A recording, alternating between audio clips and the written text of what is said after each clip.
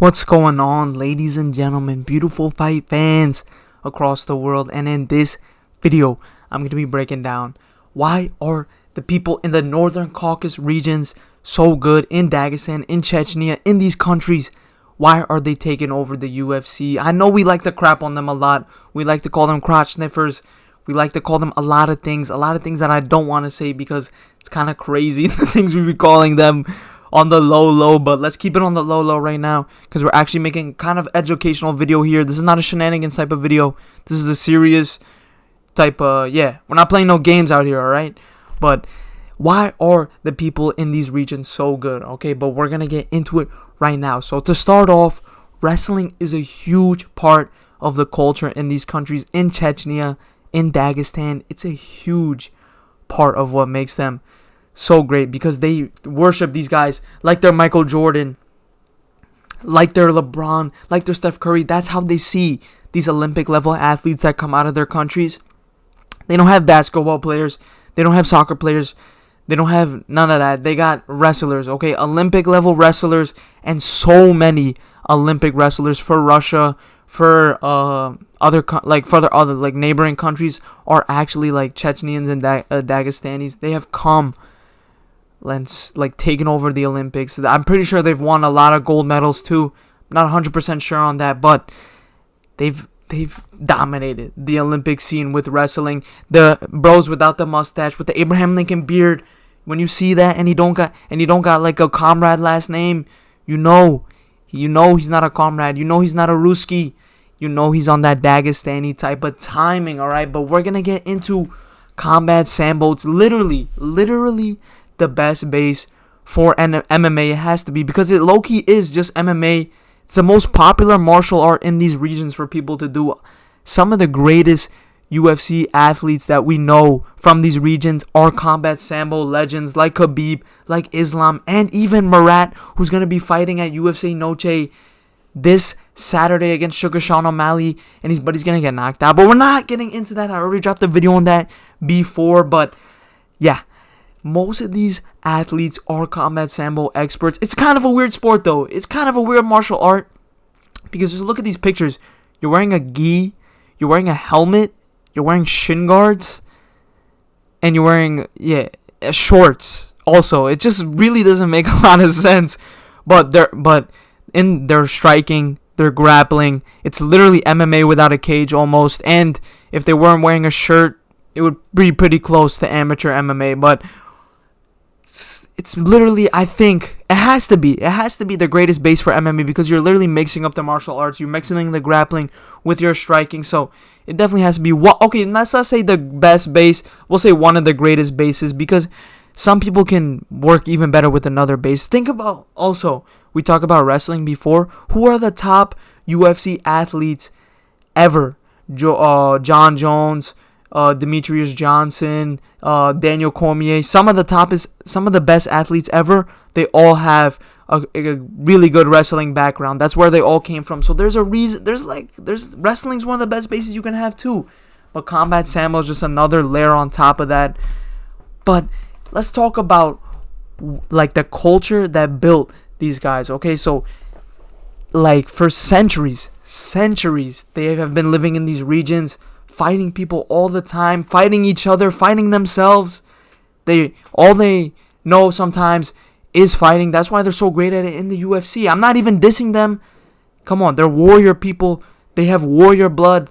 You gotta respect it. Even though we like to hate on the Dagestans, the Chechens in the UFC, the countries they come from are not it's not peaches and creamville. Shout out for Lucas Glazy. Okay, let's just keep it at that. Where they're coming from is not peaches and creamville because it gets busy over there, if you know what I'm trying to say. They don't play out in Chechnya, out in Dagestan. They don't play like out here. You can get away with a little bit of dilly-dallying. You can get away with a little bit of shenanigans. But out there, I don't think them same things are going to fly. All right, let me just keep it at that.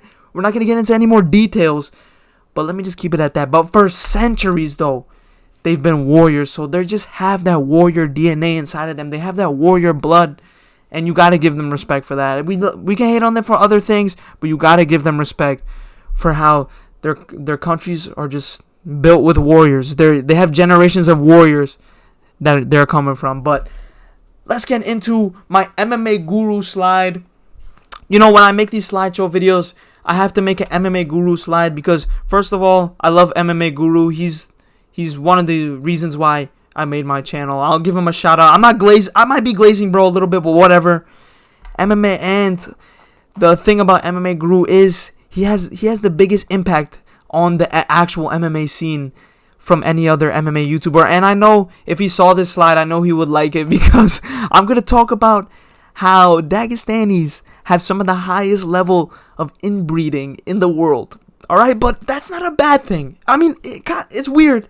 It's not a bad thing, alright? It's not a bad thing because I'm talking about what makes these guys so great, alright? What makes these guys some of the best fighters in the world? And I think that might have a little bit to do with it, okay? This might be a factor. Okay, you have to look at when you're in a science lab, all right? You have to look at all the variables that lead you to a good hypothesis, okay? And one of the variables that I'm seeing is that they have a high level of inbreeding, all right? They have a high level of inbreeding. So what do I think that means? I think that means higher grip strength, okay?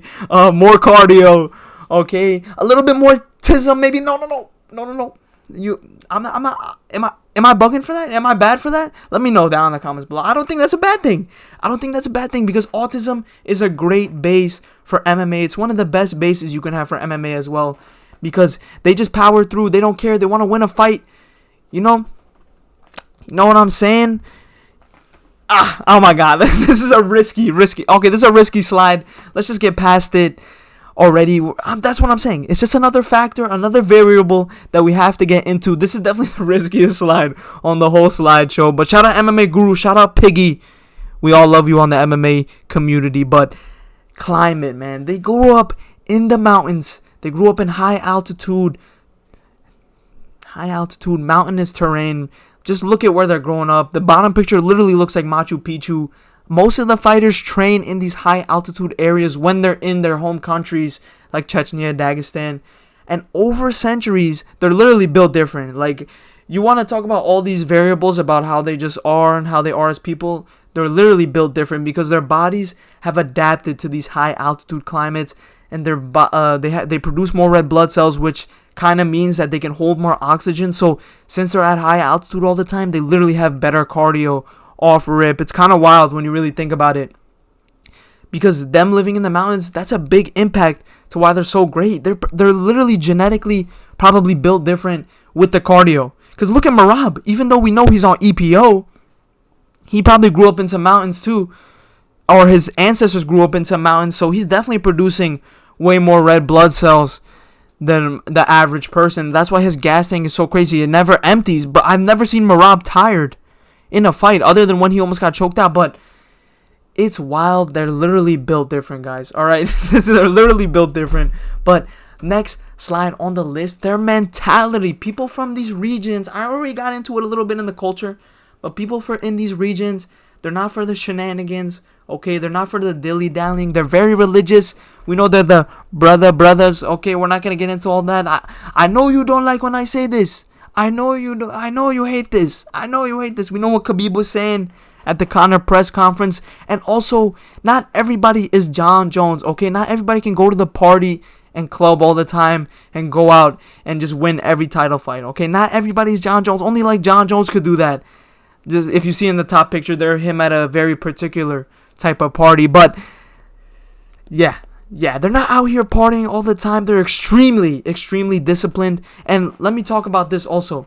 You see a lot of MMA fighters, they lose a couple of fights and they literally start crashing out. They get into alcohol, they get into partying, they get into drugs.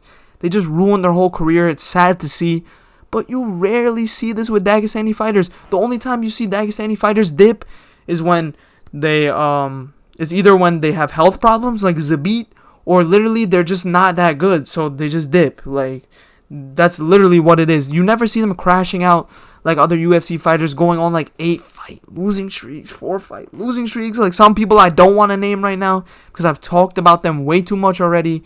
But yeah, their mentality, they're literally built different. They're coming from these tough, rough places growing up, so of course they're not gonna play around. They know what they're working for. All right, where they come from, some people don't have a lot, so in their minds they gotta grind for the people back home. But that's it for this video. People from the Caucasus regions, the Abraham Lincolns without a mustache, you gotta love them. They got the Abraham Lincoln beard, they got the eyes, they got the tism, they got the you gotta love them. Even though we love to hate on them, we love to call them crotch sniffers, we love to call them a lot of things other than that, which gets a little crazy after you call them crotch sniffers. But come on, they're some of the greatest fighters in the UFC right now. Islam Makhachev, pound for pound #1.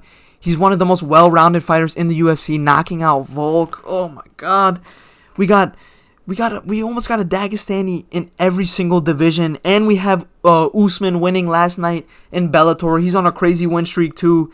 Who do we have in flyweight? We had Makayev, but they kicked him out. In bantamweight, we have Umar. In featherweight, we have Mavzar. Lightweight, obviously, Islam. 170. Who do we have in 170? I don't even know. I can't think about 170. But 185, you got Imavov. And then 205, you got Magomed Ankalaev. And then heavyweight, you got Shamil, the Blagaziev. Shout out to Lucas Glazy again. But yeah, they're literally taking over. At one point, they literally might hold all the belts in the UFC, which is crazy because look at the thumbnail. Look at the thumbnail on this video. Literally, the Dagestan and Chechnya and all these places, they're tiny, tiny little places surrounded by mountains. Nobody's getting to them. And they're just taking over the fight scene. It's pretty crazy, pretty impressive. You gotta give respect where respect is due, okay? But that's it for this video. Leave a like, subscribe if you like this type of content. I like making this type of content, but give me all the constructive criticism down below because I'm listening, all right? I'm listening. I want to know what I can improve on, what I can do better, all right? So leave a like, subscribe. That's it for this video, and I'll see you beautiful people in the next one, man.